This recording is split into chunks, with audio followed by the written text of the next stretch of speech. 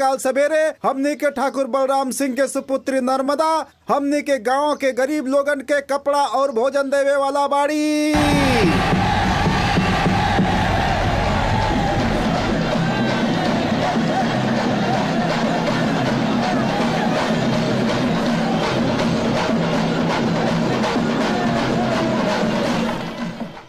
कहे जी हमने की नर्मदा के शादी बड़ा धूमधाम से कल जाई ना?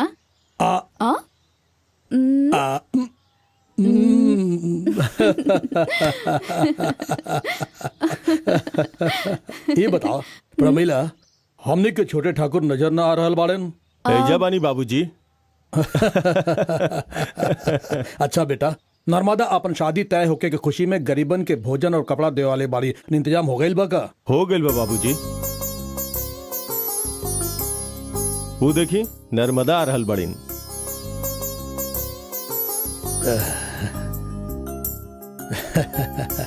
चला भाग्यवान चलल जा। अपन बिटिया के दुल्हन के रूप में गरीबन के भोजन और कपड़ा देवे के साथ साथ उनकर खुशी में देखल जाए। चला।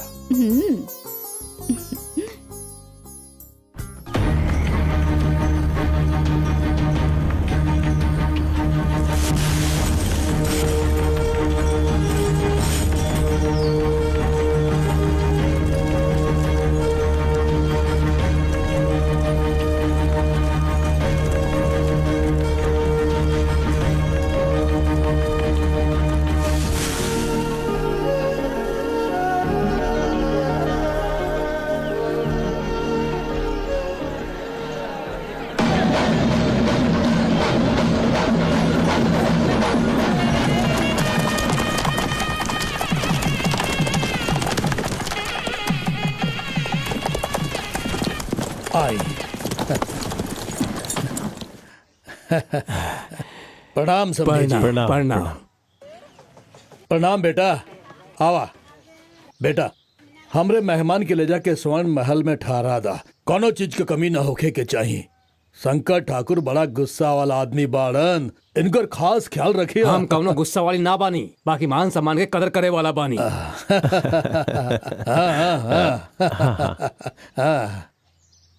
आई दामाद जी, अतिथि भवन चलल जाए।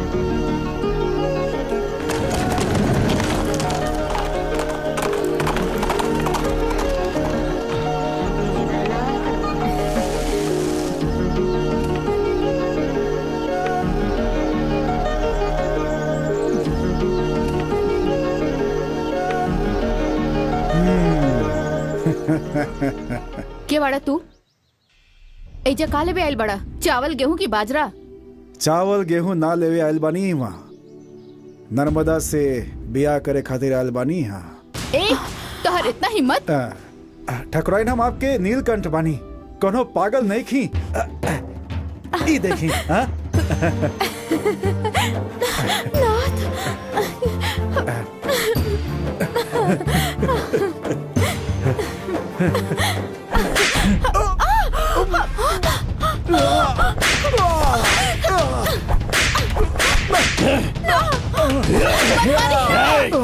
ध्यान से सुना। ठाकुर के इज्जत से खेल रहल बड़ा तोर ई वजह। तू जौन अपराध कैले बा ओकरे खातिर हम तोरा के दंड देहल बिना ना छोड़ब। इस समय पागल के हमारा नजर से दूर ले जा। जंगल में चीटियन से भरल काल कोठरी बाना, एकरा के वही ले जाके बंद कर दा। याद रखिया, जौन कुछ भइल बा ओकर भनक शंकर ठाकुर और प्रीतम सिंह के ना होके के चाहिए। खबरदार। ले जाए पागल के।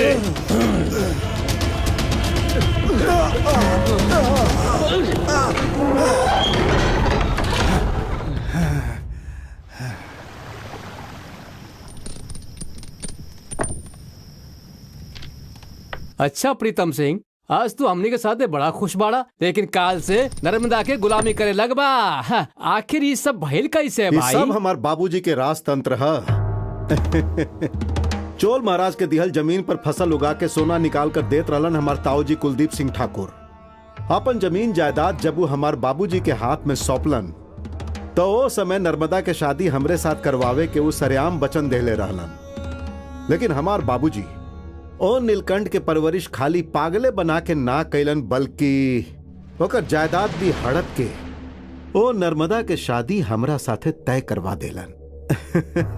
सुन बच्चा लोग, इतना रात बीत गई, तू लोग बेकार के बात काहे करल बड़ा? जाके सूझ जा।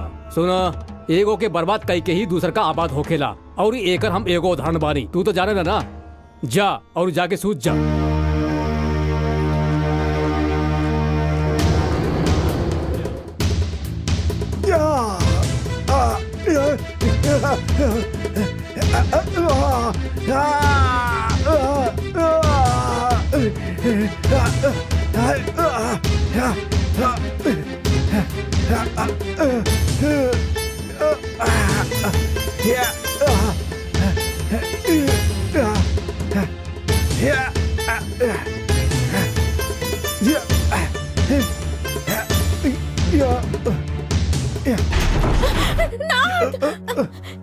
ये आप का करल बानी? आप ऐसे नहीं कर सकते। ना हमरा के मर जाएगा।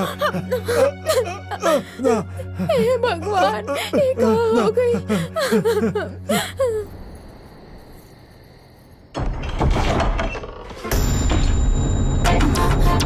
कहाँ बाऊ पागल के बच्चा? कहाँ बाऊ पागल? कहाँ बा? हम यहाँ बानी महाराज। हम पागल ना बानी महाराज। सच कहे तो हम आज तक एगो चीटी के भी ना मरनी महाराज। रास्ता में अगर कोनो सांप भी आयल तो हम हाथ जोड़ के विनती करी ला जाए खातिर महाराज। ओकरा बावजूद भी वो काट लेलस तो हम सह लेला महाराज। आप भी हमरा के ना समझनी। नर्मदा, ये गुड़िया के खेल नहीं खे। काल तोहर शादी बा। शंकर ठाकुर और प्रीतम सिंह कौनो आम आदमी ना बारन। ए अपमान के वो बर्दाश्त ना कर पहिन। इतना सब कुछ होखला के बाद हम शंकर ठाकुर से शादी रोके खातिर कौन मुंह से कहब? प्रमिला, नर्मदा हमने के सगी बेटी ना बाड़ी, तब्बो ये जौन चाहले बाड़ी हमने देनी। ओकरा बावजूद नीलकंठ के अपनावल चाहताड़ी तो हमरा के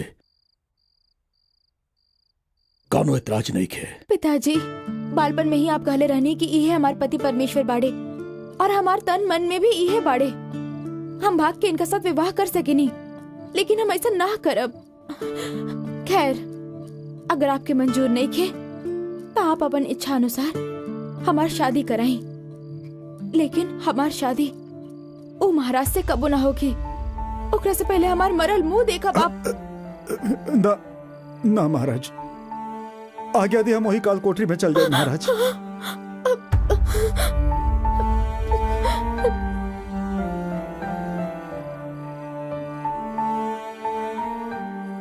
ठीक बा, जौन होके के होई होखी। हम जाके शंकर ठाकुर और प्रीतम सिंह के समझावे की कोशिश करता नहीं। आगे ईश्वर की मर्जी।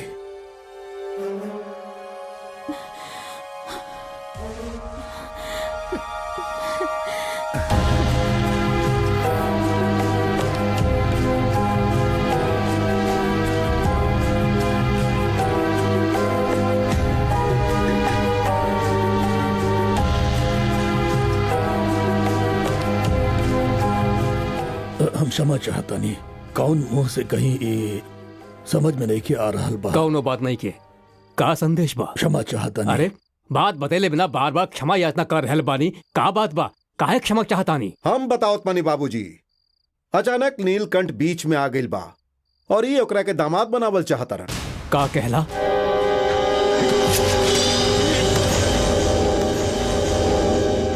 ई का रायचू के महाराज? काहे ठाकुर, अपन समधी के मारे खातिर उतारू काहे हो गइल बड़ा? का भइल? आप तो रायचूर बानिया और आप ए विवाह में हमार न्योता स्वीकार कई के ही आ रहल बानी।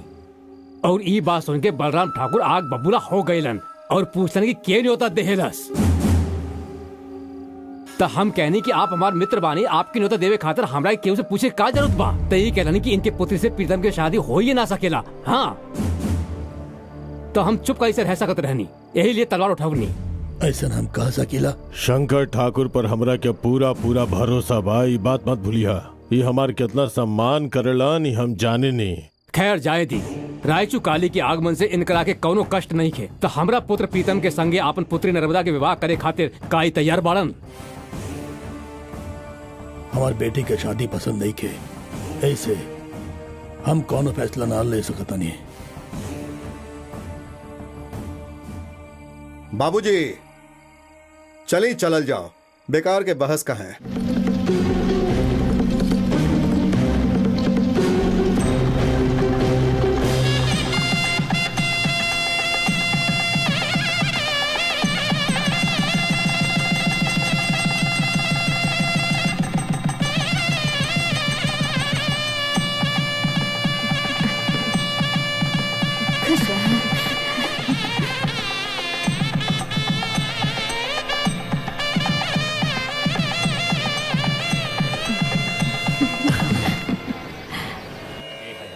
हमने के आशीर्वाद दूर दिए। हटा हमारा आंख के सामने से।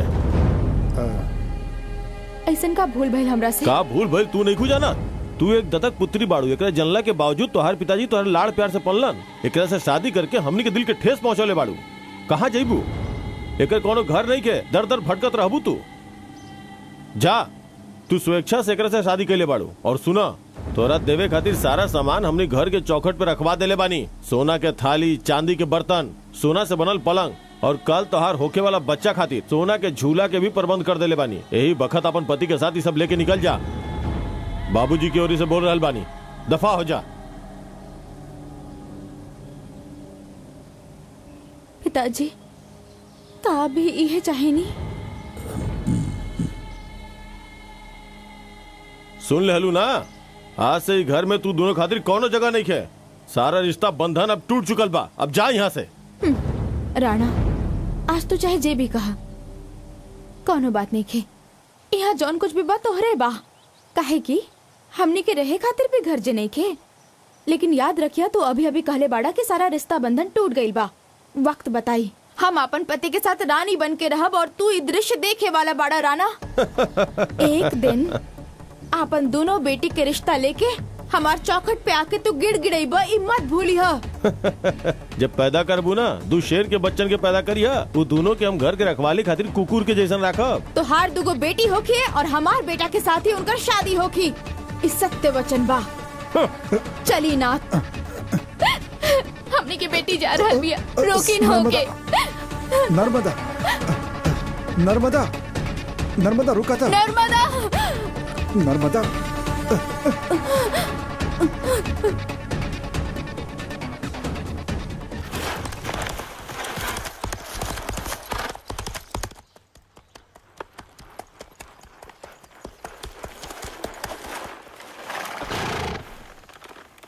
कह मंगल माही, ऐसे देख रहल बाड़ू, पहचान लो ना?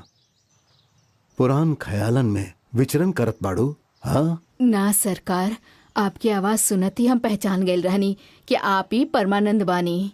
हाँ माही, कड़ा धूप बा, हम आपके तनी छाछ दे तनी पी के जाई। इली ही तारा हाथ से छाछ पियल कितना दिन हो गए।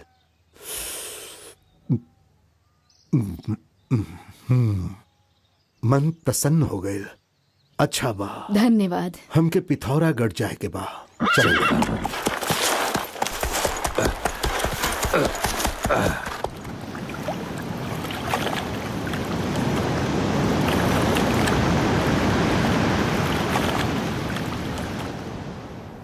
मंगल सिंह, तू जोन करत आ रहा ठीक नहीं क्या ठीक नहीं के?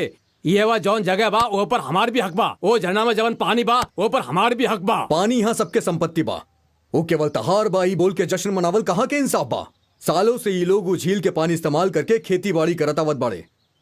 अब अगर तू पानी बंद कर देबा तो ये बेचारा लोग का करिए? हमने एगो बूंद पानी ना दियल जाए तो होनी के हम बोल देनी ना, तेरा से जवन बन पड़े कैला। हमार बात तोरा समझ में नहीं किया आवत ना? बिल्कुल नहीं। बोला वो शंकर के बुला के लेके आवा।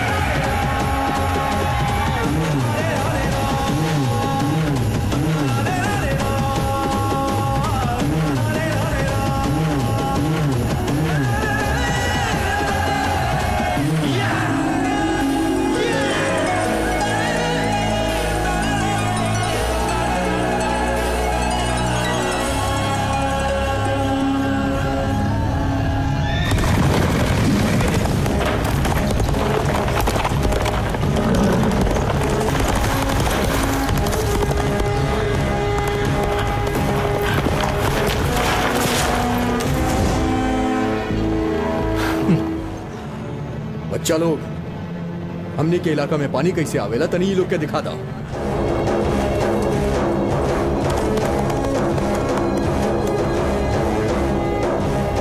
ऐसे पहले कि हम गांव के सीमा तक पहुंची, ये पानी गांव के अंदर तक पहुंचे के चाहिए।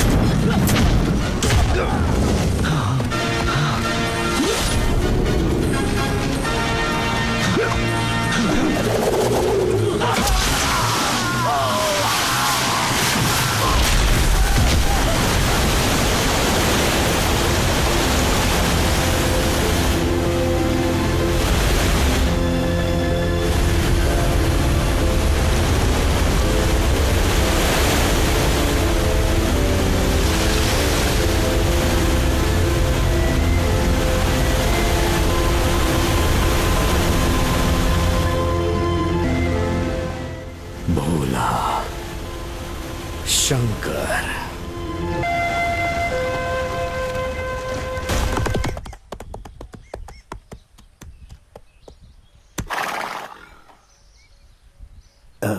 कहवा बा?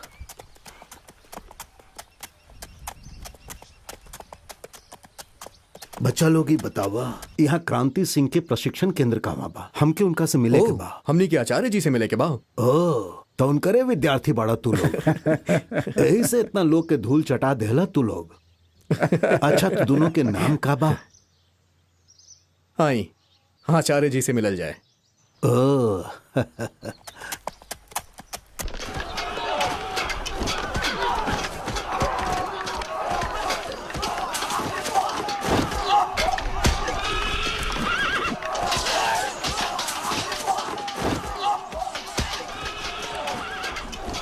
वो देखें हमारा आचार्य जी परमानंद जी। आई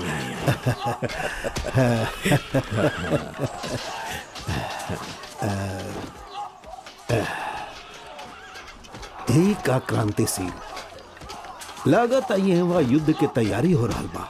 हाँ?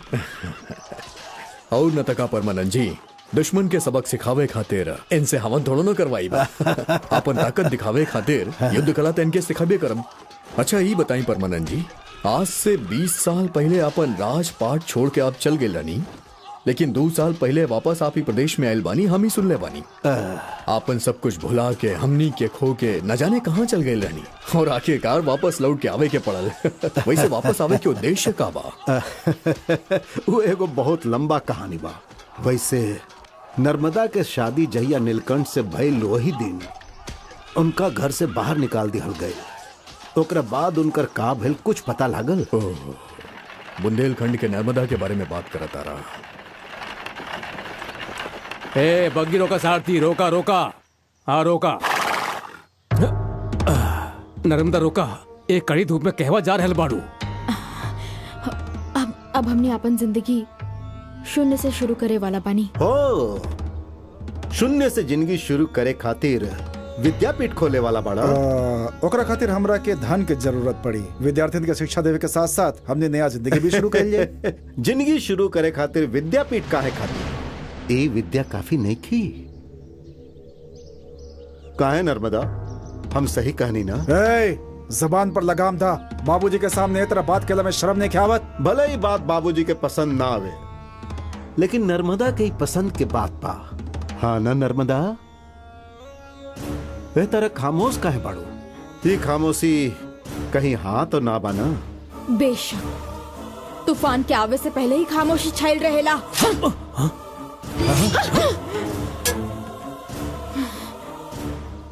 नारी जात के कमजोर मत समझिया, समय इला पर शेरनी भी बन जाली हूँ। नर्मदा चला, हमने अपन एक नया दुनिया बसाई। नर्मदा, तू अपना पागल पति के साथ मिलकर केकरा की चुनौती दे रहल बाड़ू। तू नहीं जानत बाड़ू हम दोनों के टुकड़ा टुकड़ा कई के चील कौन के खिया सकीला। तू केकरा की चुनौती देता आड़ू जानत बाड़ू? शंकर ठाकुर के। चला बेटा।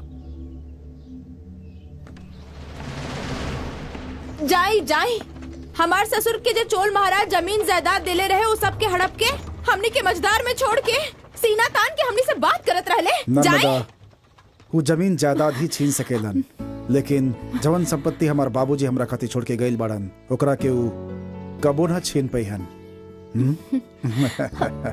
ये सब सुन के हमार मन बहुते दुखी हो गइल। यही खातिर तीर्थ यात्रा पर निकल पड़ली। अच्छा ये बतावा, ओकरा बाद नर्मदा और नीलकंठ कहवा गइलन? वो दोनों चोर महाराज के पास चल गए। वो नीलकंठ कुलदीप ठाकुर के बेटा बाई बात, और वो दोनों अपन आप बीती महाराज के बता देले। महाराज उनकरा पे तरस खाके तनी जमीन उनकरा दे देले। तलवार पकड़े वाला नीलकंठ के हाथ हल थाम लेलस, और नर्मदा भी खेती में ओकर साथ देली। उनकर बोअल फसल सोना उगले लागल। आज अच्छा खासा संपत्ति के साथ कुंवर सिंह के नाम से नीलकंठ खुशी से जिंदगी काटता। बहुत प्रसन्नता भइल, लेकिन नर्मदा के खाइल कसम के अनुसार ओकरा कोनो बेटा ना भइल। सुने में आइल बा कि ओकर खाली एगो बेटी बाड़ी। नर्मदा जौन कसम खैले रहली वो व्यर्थ ना गइल। नीलकंठ से नर्मदा दू जुड़वा बेटा के जन्म देली। उहे हवे भोला और शंकर। हम वो लोग के पाल पोस के हर कला में निपुण बनेले बानी। ई बात केहू ना जानेला। आप रास्ता में देखले हो खब जे 20-30 लोग के धराशाही कैले, उहे बाड़े वो भोला और शंकर। भोला और शंकर, और उनकरा साथे जोन तीसर रहे ना, वो गोरखनाथ के बेटा बा, वीर बहादुर। तो यही बात बा। हाँ। यही से नाम पूछला पर भी ना बतावत रहलन। धन्यवाद। का कहला? बलराम ठाकुर के पोती लोग जल पूजा करे आ रहल बड़ी। अच्छा योजना बा। न्याय के गला घोट के नरक जाए खातिर कह रहल बा। महाराज, आज वो पागल नीलकंठ चोल महाराज के दया से राजमहल में बहुत स्वाभिमान के साथ जीवन बिता रहल बा। ओकरा जिंदा छोड़ल हमनी के भूल रहे। अब अगर वो श्यामलाल ठाकुर के साथे मिल गई तो आपके जिंदगी खतरा में पड़ सकेला। महाराज, हमार बात में स्वर्ग नरक के भाव मत देखी, कहे से कि राजतंत्र है। राजनीति के क्षेत्र में न्याय और अन्याय ना देखल जाला। समझ गई नहीं? पराक्रम महाराज, प्रीतम सिंह के योजना के पूरा करबा ना? अवश्य करे के बा। हर साल के तरह दू कुंवारी कन्या दुर्गा मैया चंडी मैया के रूप में सज धज के नदी में उतरिहन, और ए साल भी हर साल के जैसन ठाकुर राणा के दोनों बेटी लोग जल पूजन करिहन।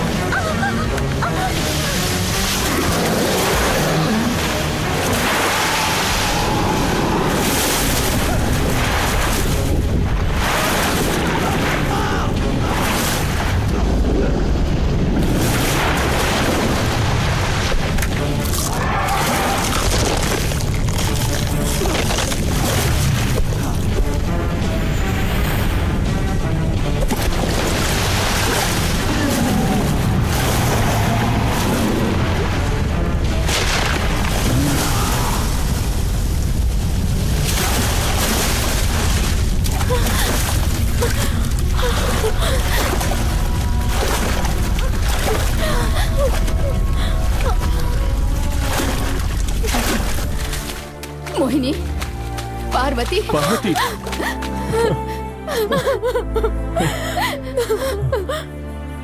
तू ठीक बाड़ू ना? रोवा मत बिटिया।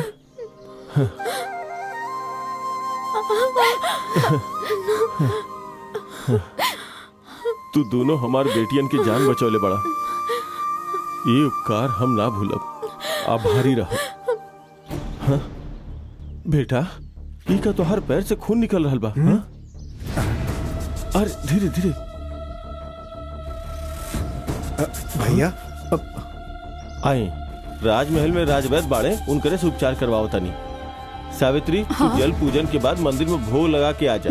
हम ही दोनों वीरन के राजमहल में उपचार खातिर ले जा रहल बानी। आई आई आई।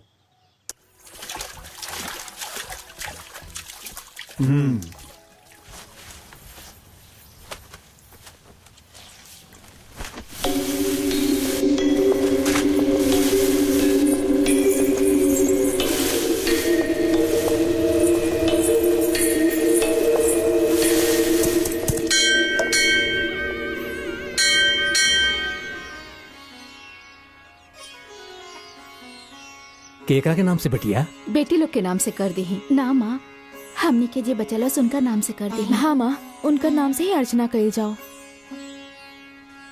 ये लोग के जान बचाए वाला के नाम जाने ला? ना, हम ना जाने ली। वो देखिए, हो सका तो उनका के मालूम होगी।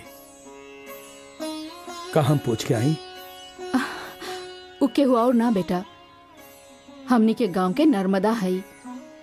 हमार जाके पूछल कुछ ठीक ना होखी। तुहे लोग जाके पूछ लेना। ठीक बा माई, चला।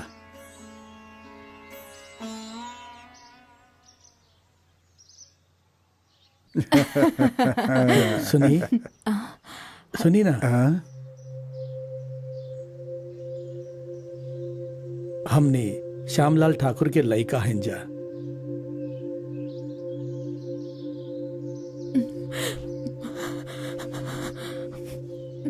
पिताजी कैसन बाड़न बेटा? ठीक बाड़न। ये दोनों हमार बहन बाड़िन। हनी के आशीर्वाद दी। ये दोनों पानी में डूबत रहली। दो भाई लोग इनकर जान बचावलन और वो के बाड़न हम ना जाने ली और नाम भी नहीं खे पता। का बता सके नहीं? नाम ना जाना तड़ा, ईश्वर के नाम से अर्चना करावा। ईश्वर हमनी के रक्षा ना कैले। जाना था नहीं।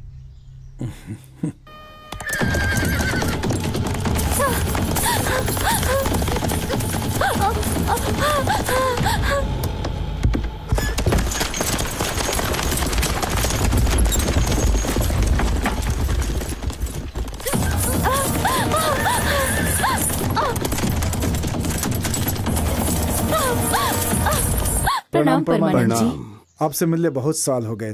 कैसन बानी आप? भगवान की कृपा बा। नर्मदा, इनके खातिर तनी प्रसाद लेके आवा। हाँ लाओ हे भगवान, अनारकली पानी में कूद गई।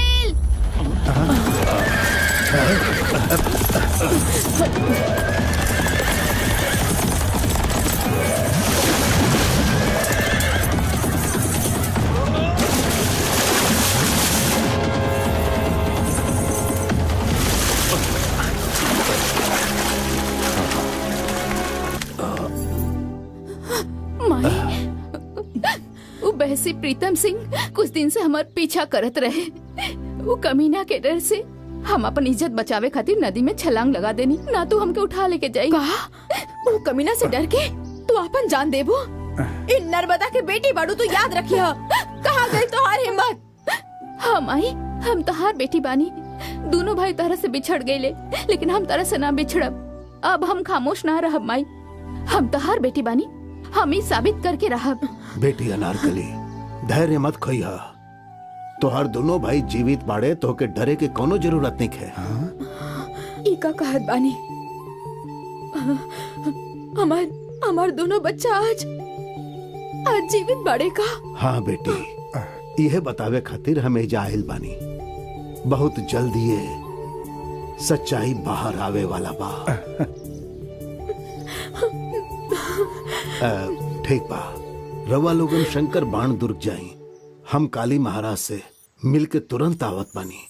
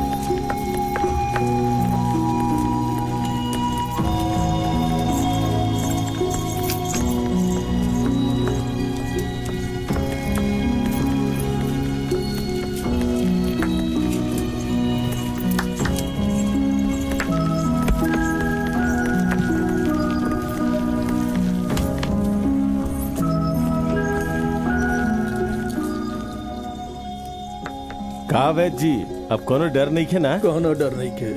अच्छा भोजन खरीद चल जाओ।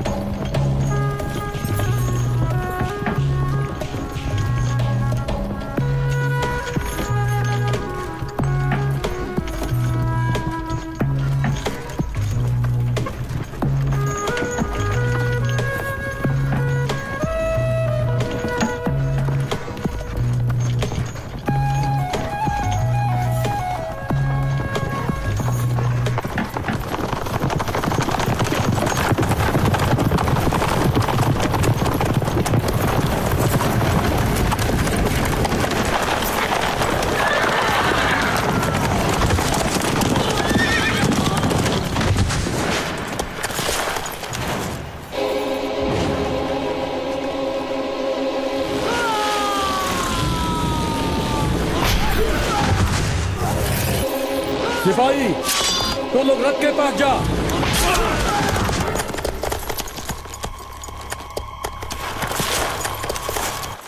अब डेराई की कोनो जरूरत नहीं है, तो लोग जा।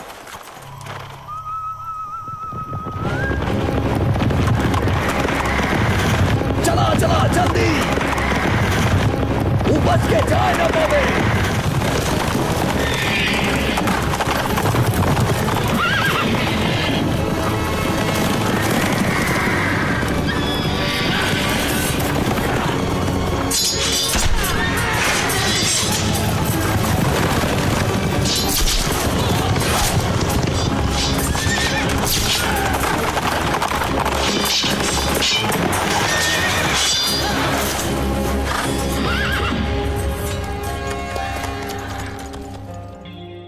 ध्यान से सुना, तो सब जने के कैद कई के काल कोठरी में डाले के हुक्म दिए हले बाड़न हमार काली महाराज।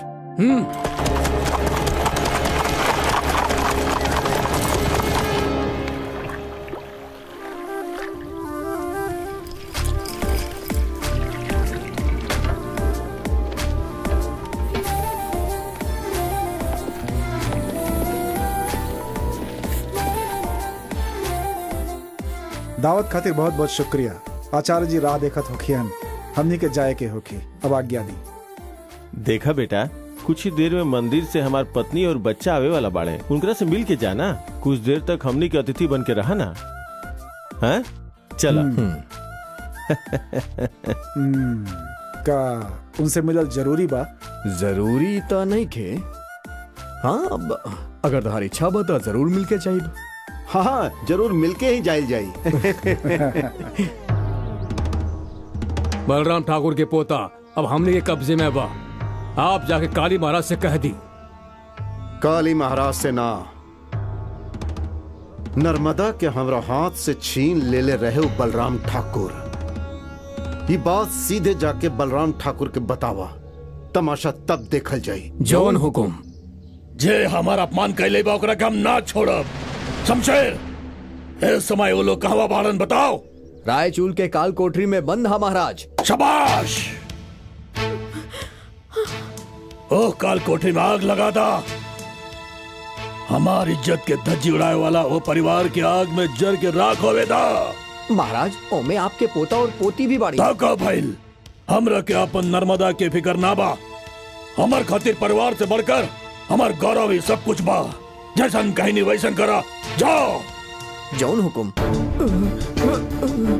राणा ठाकुर, राणा ठाकुर, राणा ठाकुर, राणा ठाकुर, ठाकुर जी, ठाकुर जी, ठाकुर जी। जब हमने मंदिर से लौटत रहनी तब रायचूर काली अपन सैनिक के साथ वहाँ के आपके पूरा परिवार के कैद करके ले गए बा ठाकुर साहब। सब्र के बांध टूट गई बा, उनकरा से लोहा के चना चबवाई। वीरों, क्षमा चाहता नहीं, हमरा के यही क्षण जाए के होखी। आप लोग जाइए। तनी रुकी, हमने आपके नमक खैले बानी, हमने ऐसे ना जाए। आपके मुसीबत में छोड़कर गए हमनी के तन को गवारा नहीं खे, हमनियो चलब। धन्यवाद वीर लोगन, हम पहले ही से आप लोगन के एहसानमंद बानी। हम नहीं जानत कि तू लोग केकर पुत्र हवा, लेकिन तू लोग के वीरता हम देखले बानी। हम तोरा के वचन दे रहल बानी कि तोहार मदद से अगर हमार परिवार बच गए तो हम अपन बेटियन के शादी तू दोनों के साथ करवा दे। ये हमार वचन बा। प्रस्थान कैल जाओ।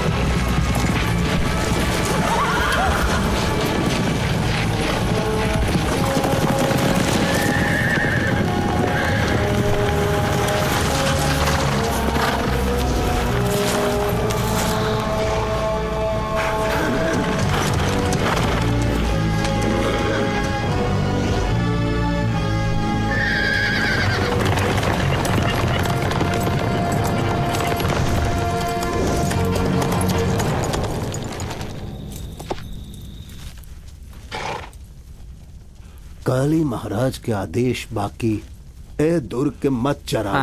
निशानी के तौर पर ये अंगूठी दहले बाड़न हमरा के।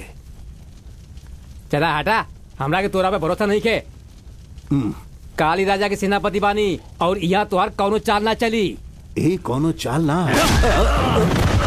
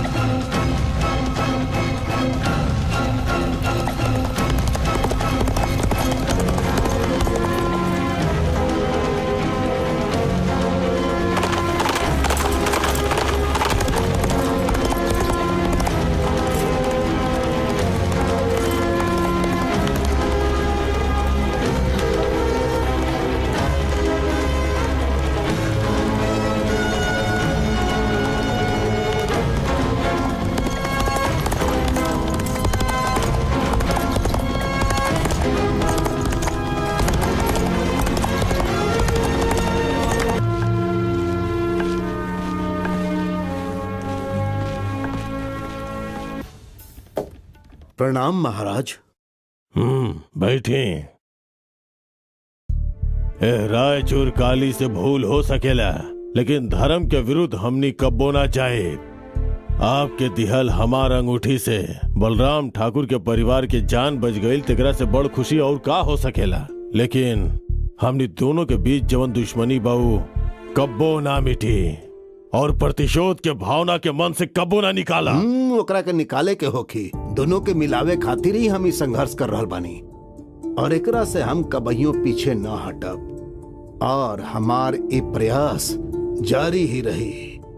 काली महाराज, महाभारत में कौरव और पांडवन के बीच कोनो युद्ध न छिड़े, यही से कृष्ण भगवान अत्यंत कष्ट सहलन। कहाँ कष्ट उठौले? महाभारत के मूल कारण तो उहे रहलन, और आपो उनकर तरफ बानी। रायचूर काली और बलराम ठाकुर के बीच आप कृष्ण भगवान बनके रउआ युद्ध खातिर प्रेरित कर रहल बानी। चाहे कुछ होखे महाराज, अंत अच्छा होखे, उहे हमार लक्ष्य बा।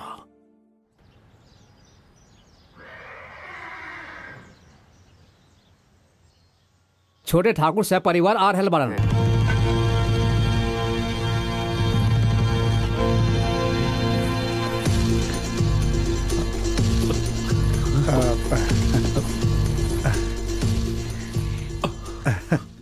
आप सब लोग के यहाँ देख के बहुत खुशी हो रहा बा हमरा।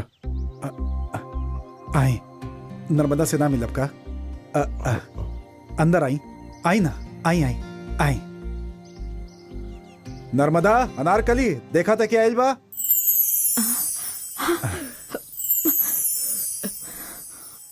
देखा, राणा यानी श्यामल ठाकुर आइल बाड़न। राणा, नर्मदा, नर्मदा, रोवा मत, हम आ गइल बानी। कैसन बाड़ू तू? ए भी अनारकली, हमार बेटी। नर्मदा, देखा, ये बा हमार बेटा प्रताप सिंह, ये बाड़ी मोहिनी, और ये हईन पार्वती। और पता भा, ये वीर लोग ही 2 बार अपन जान पे खेल के हमार बेटियन की जान बचौलन। यही से अपन बेटियन के शादी इनकरे से करवा रहल बानी। हमार शपथ के का होखी राणा? ओइसे तोहार तो कोनो बेटा ही नहीं खे। ई झूठ बा, हमार दोनों बेटा अभी जिंदा बाड़े। आपन फैसला बदल के आपन बेटी सबकी शादी हमार बेटा से करे के पड़ी।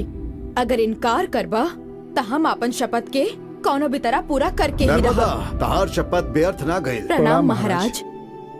हम तो यह चाहतनी कि हमार राज्य में सब लोग खुश रहस, चारों ओर मंगलमय होके। विवाह मंडप से बाहर आवे के बाद नर्मदा और नीलकंठ जौन कष्ट उठौले बाड़न, उस सब हम अच्छा तरह से जाने नहीं। ए बेचारी के साथ का भइल सब जानतनी। श्यामलाल ठाकुर भी इनका साथ बुरा व्यवहार कैलन, इहो हम जानतनी। खैर जायदा, आज वह श्यामलाल के नर्मदा के घर में देख के हम के आश्चर्य भइल। ए त नर्मदा खातिर गौरव के बात बा। अपन बोला पति के रक्षा करके सारा राज्य में इनका नाम रोशन करके इनका कुंवर सिंह बनावे के श्रेय नर्मदा के ही जायला। संतान प्राप्ति खातिर दोनों कितना मंदिर मस्जिद गैलन हम जानत नहीं। इस जान के शंकर ठाकुर और बलराम ठाकुर का कैलन पता बा? कुछ ज्योतिष लोगन के बुलवा के दुर्गा मैया खातिर रथ तैयार करवा के रथ यात्रा करे से संतान प्राप्ति होखी ऐसन कहल वैलन।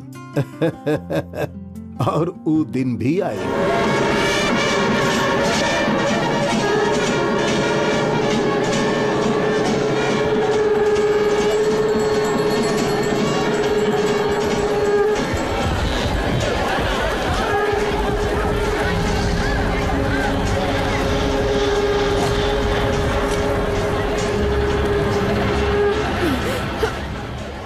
रथ रुक गइल बा, का भइल बा देखी। एक कारण का हो सकेला? दैवीय प्रकोप रथ के मंदिर पहुंचा अति आवश्यक बा।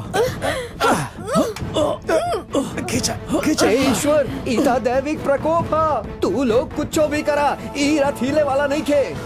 एकर परिहार तबे हुई जब कोनो सुमवली कन्या के बलिदान निजय दिहल जाई। गांव के कल्याण खातिर ऐसा कोनो कन्या अपन बलिदान देवे खातिर तैयार बाड़ी का? आई आई गांव के रक्षा करी। आई केहू तो आई। यहाँ जे भी भइल ओकर कारण हमनी दोनों पति पत्नी ही बानी। यही से हम अपन बलि देवे खातिर तैयार बानी।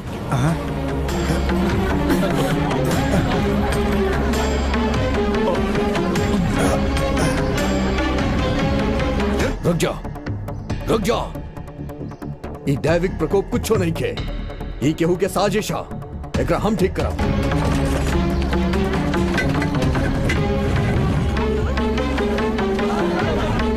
नर्मदा उठ जा। अब ये रथ सही से चली। और अब खींचा खींचा।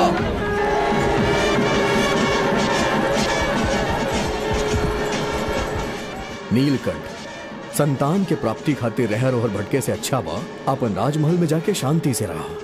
अगर संतान के योग बा तो भगवान संतान जरूर देंगे। समझ गई?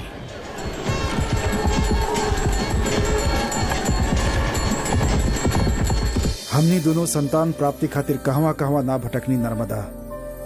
और आज तोहार मनोकामना पूर्ण हो गइल बा नर्मदा। आप भी देखा क्रांति सिंह के भविष्यवाणी सत्य हो गइल बा। आप तो पिता बने वाला बानी, समारोह ना रखब। हाँ हाँ, सारा गांव में ढिंढोरा पीट के हम गांव वासियन के बुलाई। तबे हमने श्यामा ठाकुर के सामने सीना तान के खड़ा हो जाई। समारोह के तारीख तय कई के हम सगे संबंधियन के भी बुलाई। ठीक बा ना? समारोह में हमरा के बुलावले बाड़न। अपमान करे वाला के नाम कब भूल सकीला, न कहियो माफ कर सकीला।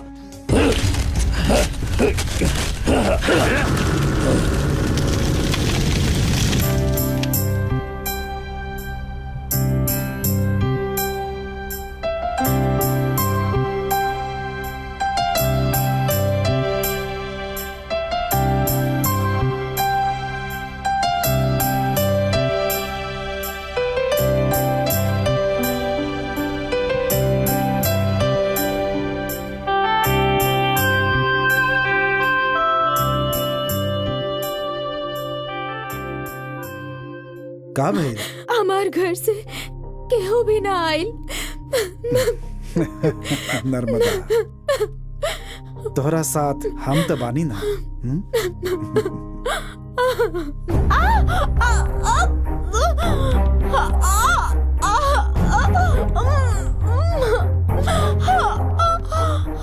रुका, केवा जा रहल बाड़ू? हमनी के दाई आज हैं। से पहले तू दोनों के हम यहाँ देख ली ना। हमनी के पास के गांव से आयल बानी। ठकराइन से मिल सके नी जका। आप जाके मिल सकेली, मर्द लोग ना मिल सकेलन। आप जाइए। धन्यवाद।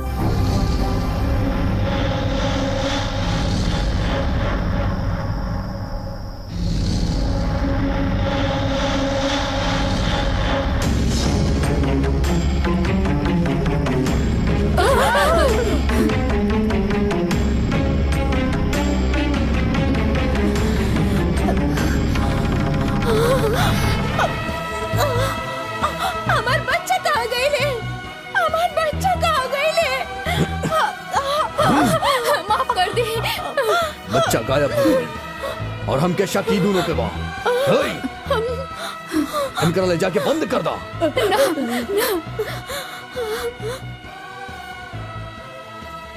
का है क्रांति सिंह, जब हम सुन ली सचबा का आप का सुननी कि नर्मदा के बच्चा बहिल बा। दो जन्म ले रहे लेकिन दोनों गायब बाड़े। गायब करे वालन के कैद कर देनी। अगर वो दोनों बड़ा हो गईलन तो हमार जिंदगी के शंभूलाल के वचन कहियो व्यर्थ न गईल काली महाराज। जी हाँ, हम जौन कहनी हूँ सत्य बा। दुर्गा मैया के वचन कबो खाली ना जाई। दुर्गा मैया के वचन खाली ना जाई मतलब अगर नर्मदा के बच्चन के रायचूर काली के जान से खतरा पा तो मासूम बच्चन के मौत के घाट उतार दो। तो फिर वो दोनों बच्चन के हत्या के करी? हाँ जी वो हम करब। ठीक बा, तू दोनों बच्चन के तुरंत काली महाराज के हवाले कर दा। खुदे हमार दोस्त रायचूर काले वो दोनों बच्चा के मार दीहन। चाहे कुछ होखे, ये तक घोर पाप होखी। दुश्मनी में पाप और पुण्य के बारे में कबो सोचल मत करा काली महाराज।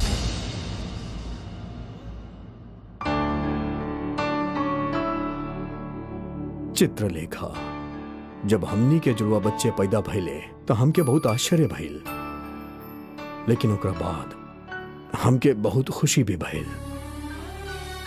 न जाने काहे हमरा के बहुत डर लगा था। ये बच्चा लोग के हा और रउआ कहाँ से लेके आवा तानी? ये दोनों नीलकंठ के संतान बाड़े। तो इनके मांग के लावे के का जरूरत रहे?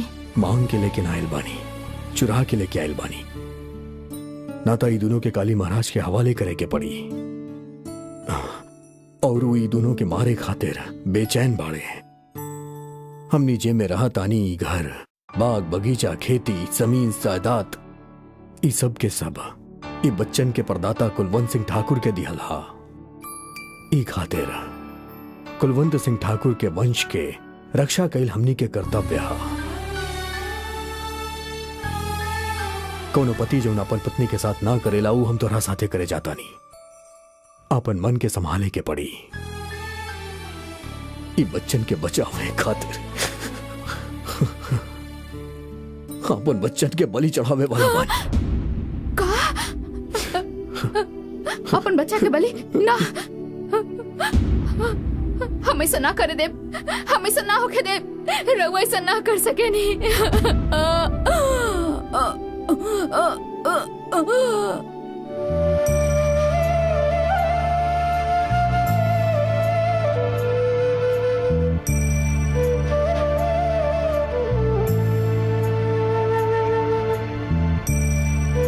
वीर बहादुर, तू चोरी छुपे ये सब सुनत रहला हम जाना तानी।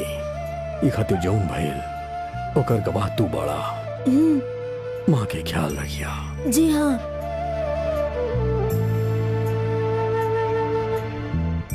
क्रांति सिंह अपन पत्नी और दोनों बचवन के बलि चढ़ा के तोहार बच्चा लोगन के क्रांति सिंह आपन बच्चा लोग जैसन पाल पोस के बड़ा कैला। और ये दोनों शूरवीर और केहू नहीं खे। देखा, ये दोनों तुहार पुत्र हवन। ये भोला और वो शंकर।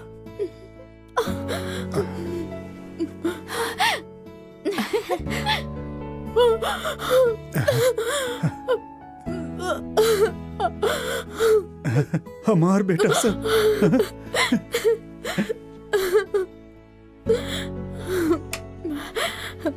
आपका कहत बड़ा राना, तुहार दोनों बेटी के शादी था हमार दया के बिना ना हो सकेला। बिल्कुल सही। तोहार शपथ तो पूरा होखे वाला बा। हम अपन दोनों बेटियन खातिर तोहार दोनों बेटन के हाथ मांग रहल बानी। इतना बस बा कि और गिड़गिड़ाई।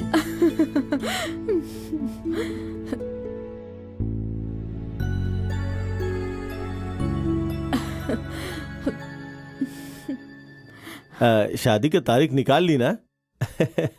हमने के आचार्य जी के इच्छा जानला के बाद ही हमने कुछ फैसला ले पाई। हाँ बेटी, भोला ठीक कह रहल बा। ऐसा नहीं करब। आवा आचार्य जी से मिलल जाओ। आवा। प्रीतम सिंह, ये का बोल रहल बड़ा? हमार पराक्रमी सैनिकन के होत हमार दुर्ग में घुस के हमार सैनिकन के धूल चटावे वाला के बात जाने लगा? और केहू ना, नर्मदा के जुड़वा बच्चा लोग के मार देनी आप यह सोचता नहीं ना? वो मरल नहीं खान, वो दोनों आज भी जिंदा बाड़न। मतलब क्रांति सिंह हमनी के धोखा देहलस। नर्मदा के बच्चा हमें कह के ऊ 2 गो बच्चा के हमनी के हवाले कैले रहे, तब ऊ परमानंद के का समझता नहीं। भोला और शंकर आज भी जिंदा बड़े, ये बात वो जाने लगा। ओ परमानंद कहवा बा?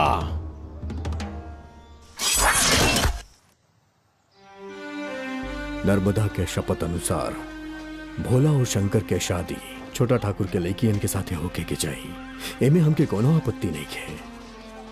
अपन खानदान के मान बचावे खातिर अपन परिवार के बच्चा के ले जाके उनकर हाथ में सौंप देनी। हम बच्चन के उनकर हाथे में देके अपन पत्नी के का जवाब दे भी है सोचत सोचत घर लौटत रहनी, लेकिन एकर भी हमके मौका ना मिलल। काहे कि हमार पत्नी ये दुनिया के छोड़ के जा चुकल रही। ओकरा बाद एक दिन ओकर समाधि पे हमें को शपथ लेनी, चित्रलेखा तहार बच्चन के हम मार देनी। ओकरा खातिर तो गुस्सा मत होइया। हम अपन बच्चन के ई देश खातिर ई मिट्टी खातिर अर्पित कैले बानी। हमनी के बच्चा लोग के जे लोग मरले बाड़े उनसे ई बच्चन के जरिए इंतकाम लेब, और तब तक ई बच्चन के ब्रह्मचारी बना के पालब, उनकरा से बदला लेब। ई शपथ लेतानी, कसम खातानी चित्रलेखा, कसम खातानी। आचार्य जी आप बिल्कुल चिंता ना करी, आपके वचन के हमनी पूरा करब, और पूरा करके ही हमनी दम लेब। सत्य वचन। सत्य वचन।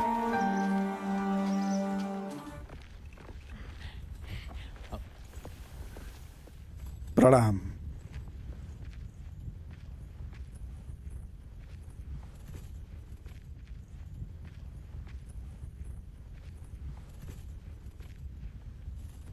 ई दोनों हमनी के होखे वाली बहू। जानतानी जानतानी हमार शपथ पूरा करे खातिर भोला और शंकर हमरा के वचन देले बाड़े। परमानंद देकर गवाह बाड़े। कहाँ बाड़े परमानंद जी? आचार्य जी परमानंद जी के का जरूरत बा? हमनी अपन वचन से कबो ना मुखरब। आप हमनी के चिंता कैल छोड़ दी और अपन बेटियन के शादी कहीं और करा दी। आचार्य जी के दिहल वचन से बढ़ के हमनी खातिर और कुछो नहीं खे। पिताजी हमनी दोनों अगर जियब तो उनका साथ ही जियब, वरना हमनी दोनों उहे नदी में डूब के अपन जान दे दे। पिताजी। मासी आपकी शपथ और पिताजी के दिहल वचन के अनुसार ये शादी अवश्य होगी। केवल इतना ही ना, भोला और शंकर आचार्य के जवन वचन देले रहले ओकर पूरा होखे तक हमनी दाम्पत्य सुख से दूर रहब। ई हमनी दोनों बहन के आपसे वादा बा। अगर आपके स्वीकार नहीं खे तो बहन जौन फैसला ले बड़ी वो हमके स्वीकार बा।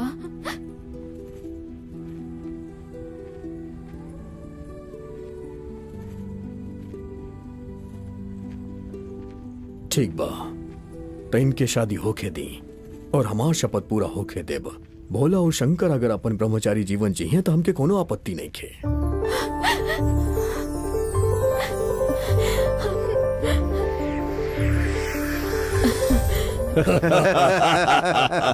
प्रणाम।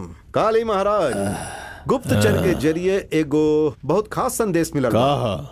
भोला शंकर परमानंद और क्रांति सिंह ये चारों शंकर बाण दुर्ग में बैठकर साजिश रच रहल बाड़न। वो हमनी के रायचूर राज्य पर आक्रमण करे के साजिश। उनकर साजिश रच के हमनी पर आक्रमण करे तक हमने चुप ना बैठब। इस समय हमार सेना उनकर दुर्ग के चारों तरफ से घेर ली, तबे वो भोला और शंकर जान हथेली पे लेकर यहाँ भागत आयन। बिल्कुल सही कहा तनी। और हमनी के सेनापति पराक्रम सिंह उनकरा के यहाँ से भगा दी है। पराक्रम युद्ध के तैयारी करा। जो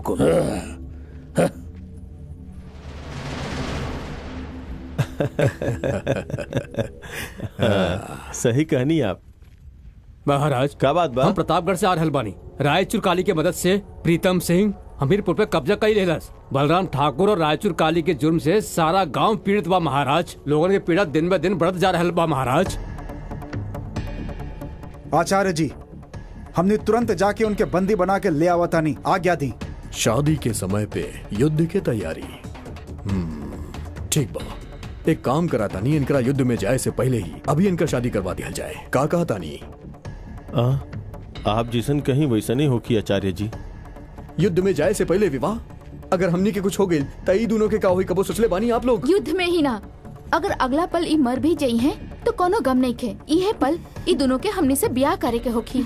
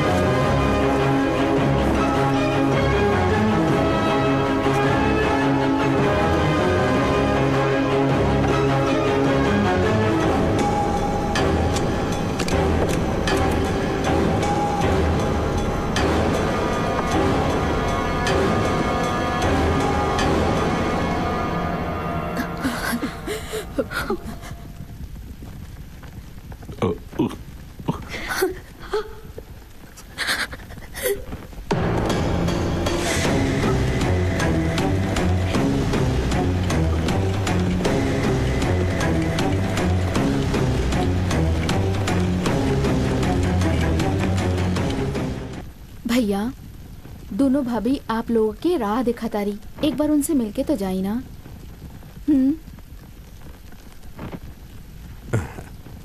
विवाह के पश्चात ये सब होखल सहज बा, ई बात हम अच्छा तरह से जाने ली, लेकिन तहरा के तहार पत्नी लोग भली भांति जाने ली, वो ऐसे ना कही है। जा मिल के आ जा।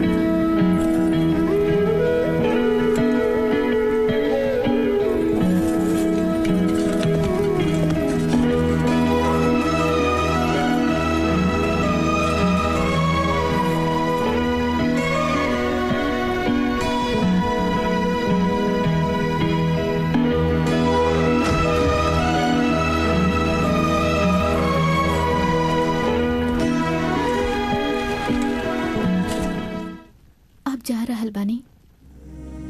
हाँ प्रिय, आपके जीत खातिर हम एजा तपस्या करब। तहार तपस्या से हम जीतब, ऐसन कहे हमार वीरता पे तारा भरोसा नहीं खे? हाँ, हमार भरोसा तो आप बानी। आप तो सूरवीर बानी और आपकी वीरता तो हम देख चुकल बानी। आप अवश्य विजयी होके ही लौटब।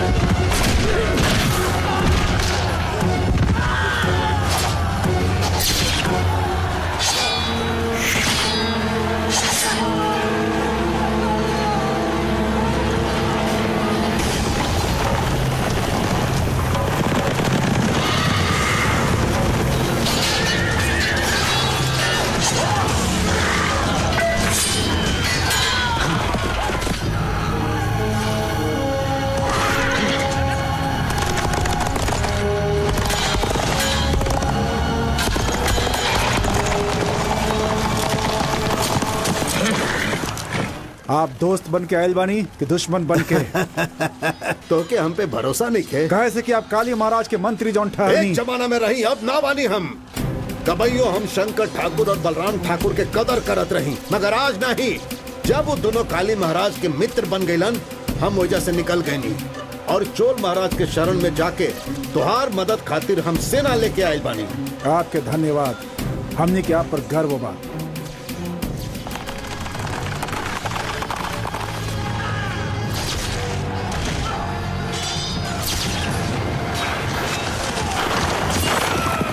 आज परमानंद भी हमनी के साथ मिलकर युद्ध कर रहल बाड़न। शंकर, अति प्रसन्न मत होइहा। एकरा पीछे उनकर का लक्ष्य बा ई तू ना जानेला।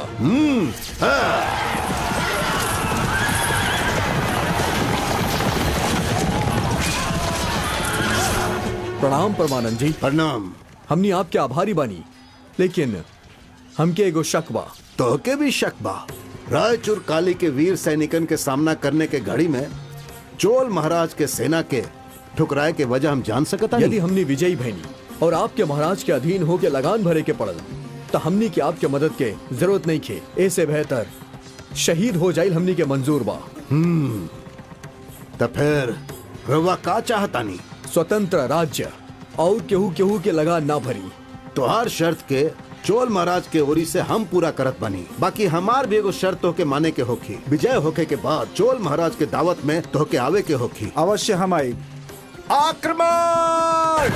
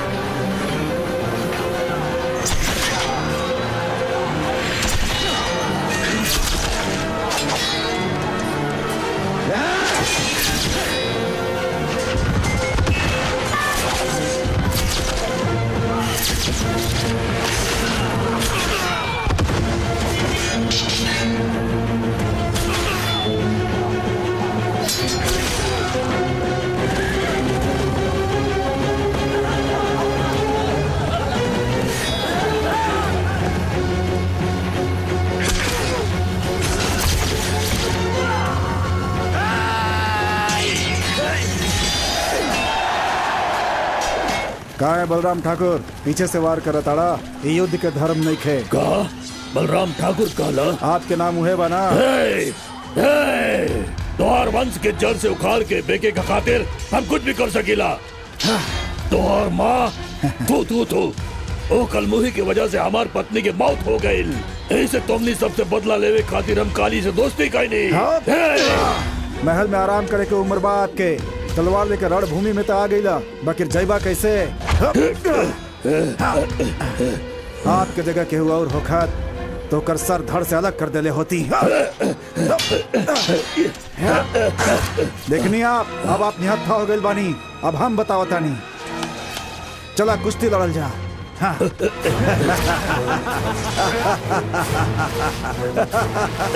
देखी बलराज जी, आप तो हमार नाना समान बानी, लेकिन विधि के विधान देखी। आज रणभूमि में हमार हाथ ही आपके मौत लिखल बा बलराम ठाकुर।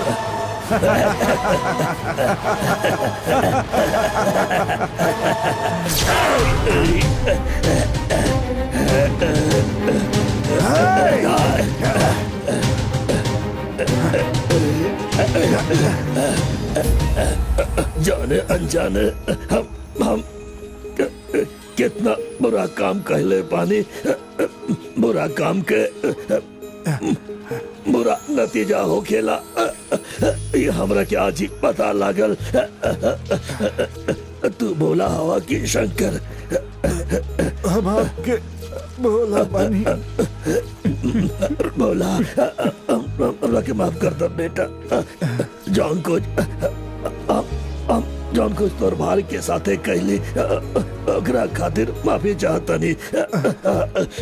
दुश्मन के छोड़िया ना बेटा।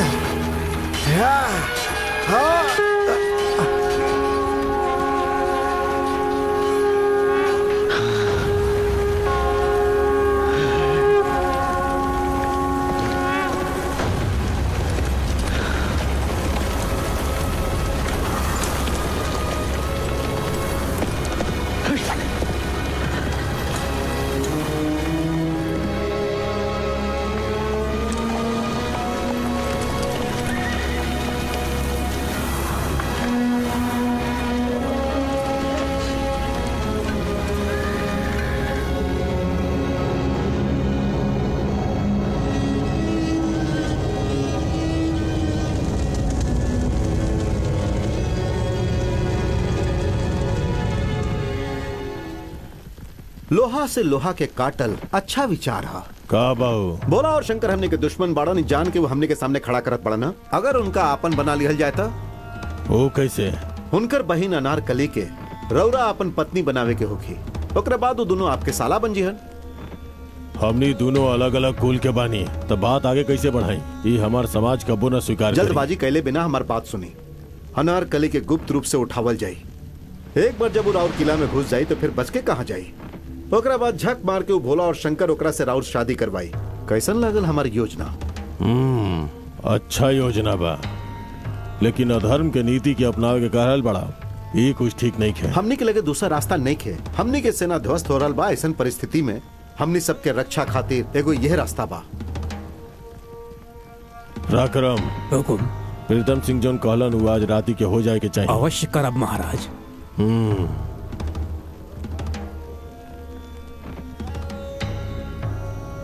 पराक्रम हम महल में इंतजार कर रहल बानी। खाली अनारकली के उठावे के नहीं खे, नर्मदा के भी खत्म करे के बा और आरोप एकरा पर आई।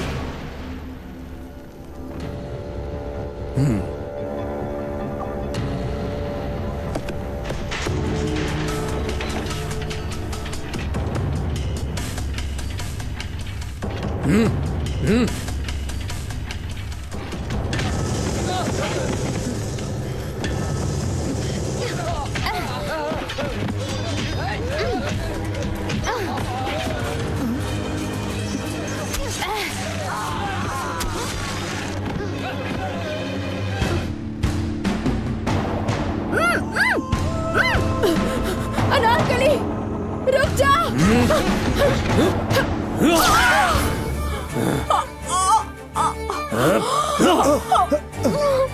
नर्मदा नर्मदा नर्मदा नर्मदा। नर्मदा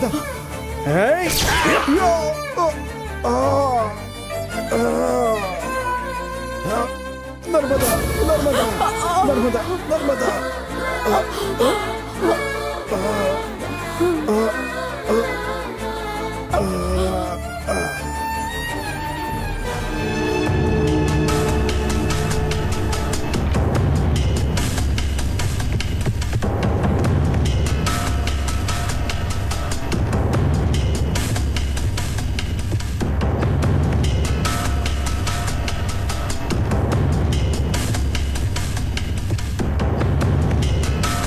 के बड़ा तू और काहे खातिर हमके इजा उठा के ले आइला? रायचूर काली के सेनापति बानी हम। पराक्रम नाम बा हमार। रायचूर काली राजे के कामधाम छोड़ के अपहरण के काम कब से शुरू कर देला? जवान के लगाम दा। हमार महाराज के का हुकुम बा जनताड़ू? ऊ तोहरा के पावल चाहतड़न और हम तोरा के उनके शयन कक्ष तक उठा के ले जाए। अगर हम ना आईनी त? हम तो ऐसन सेवक बानी जाऊं सरकार से पहले तोहरे यौवन के भरपूर मजा लिहब। ओकरे बादे हम तोहरा के सरकार के सामने पेश करब। कहे कि हमो देखल चाहतानी कि ये फूल में ऐसन कौन खासियत बा जेके पावे खातिर सब लोग बेचैन बाड़न। ई जनला से पहले तू बेमौत मारल जाइबा।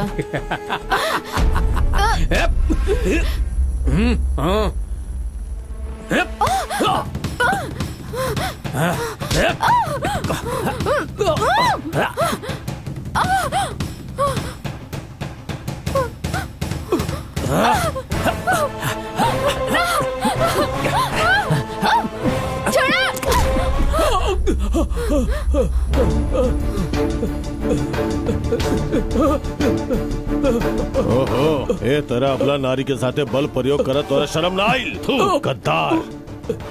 हमार पीठ पीछे ऐसा काम कितना साल से करत आ रहल बाड़े।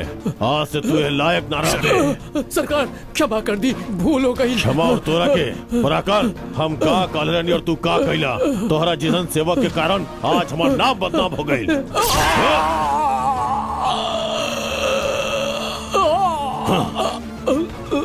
क्यों बा? एक और अंतिम संस्कार राज मर्यादा के साथे कल जाए। कह दिया कि अगला युद्ध में वीर गति प्राप्त हो गई बा।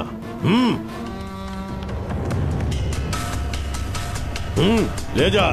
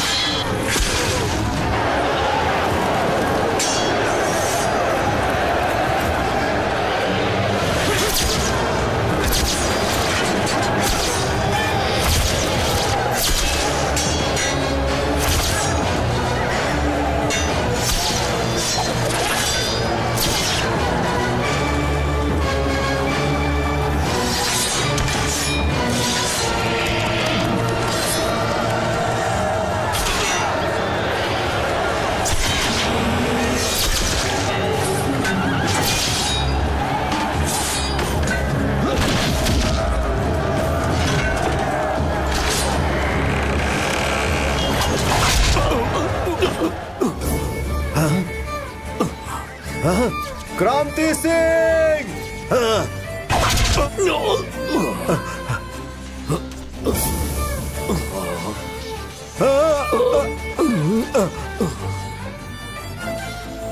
आचार्य जी, शत्रुघ्न के खात्मा करके तारा के अपन राज्य वापस लेवे के पड़ी।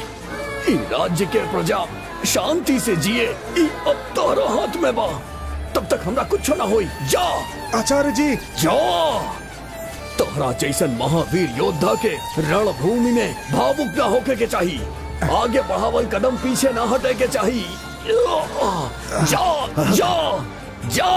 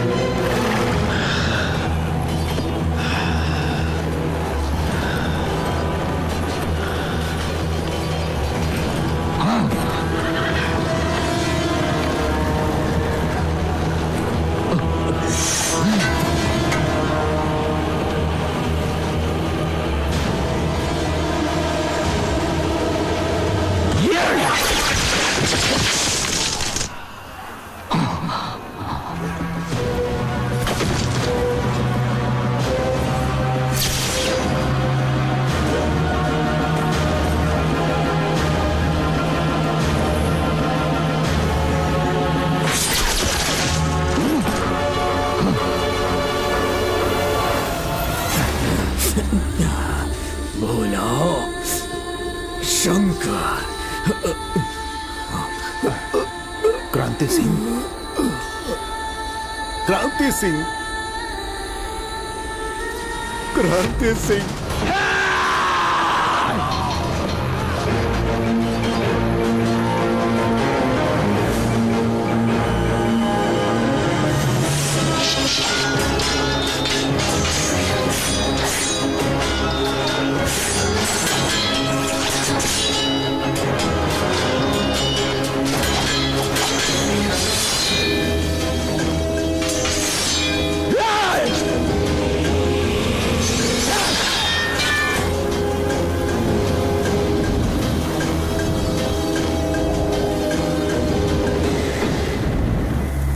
जन्म से और गुण से आप बहुत उच्च बानी ऐसा आचार्य कहत रहलन, और उनकर शिष्य होके आप अधर्मियन के साथ कैसे देनी?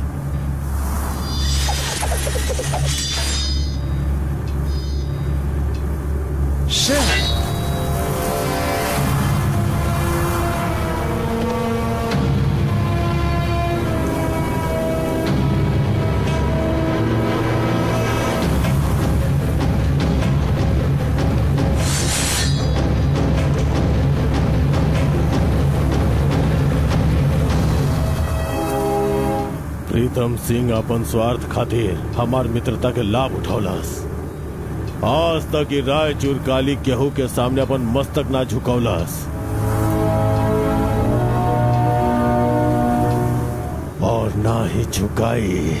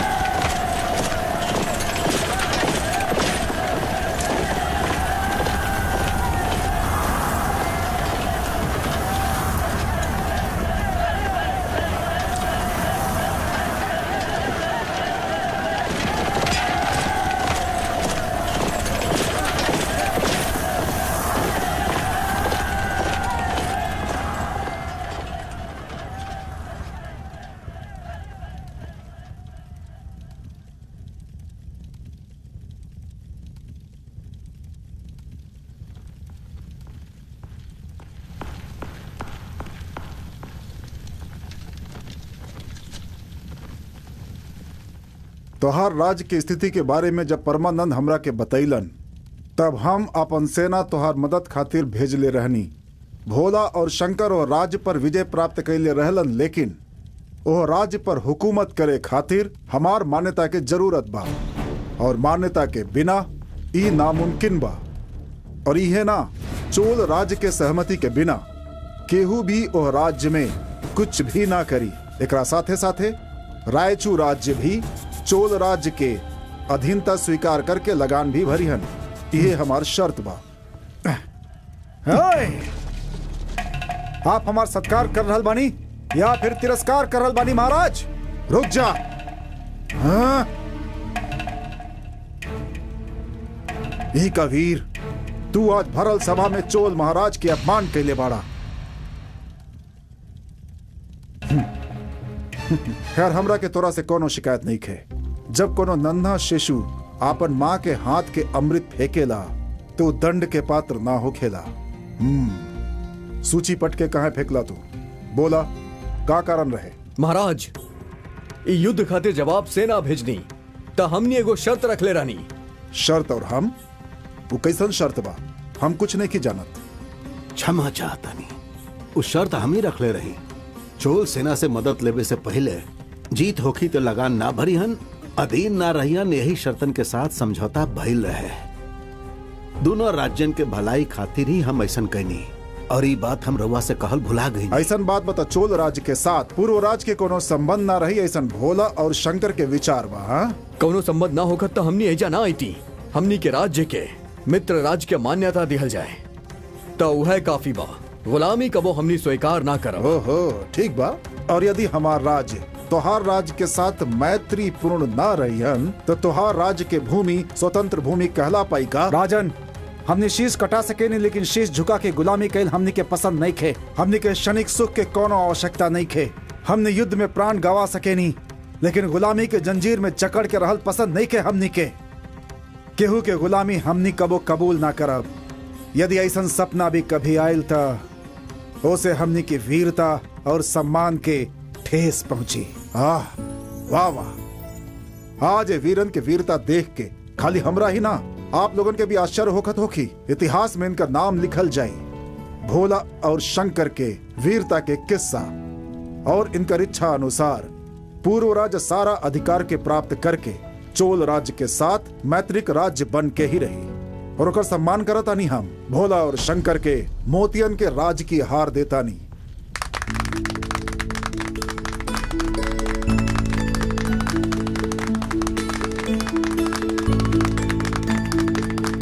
महाराज, एक और कर्तव्य रउआ निभावे के बा।